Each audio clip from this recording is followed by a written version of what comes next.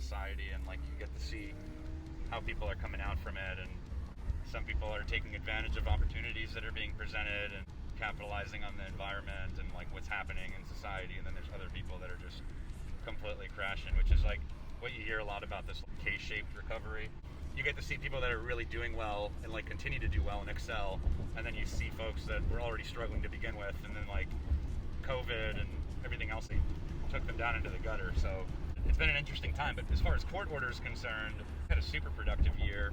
You know, our last show was February 29th with Ingested at the Voltage Lounge. Like, we thought we were on the height of our game there, and like we had no idea that that was going to be our last gig for a while.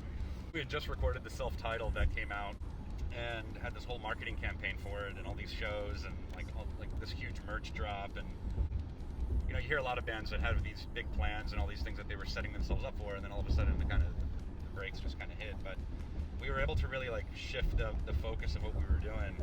You know, you hear this like sentiment of the shows not happening and like what a disaster that is, and I totally get that. I think that the performance art of this process is like paramount to what we do.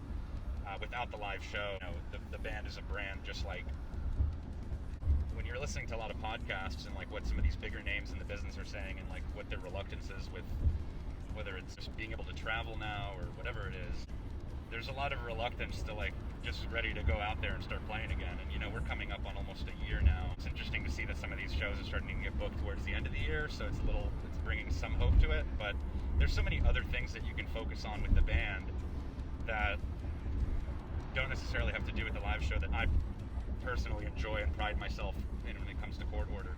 So I think about like when I was a kid, I got into Metallica in like 95. So in like hardcore years, that makes me 112.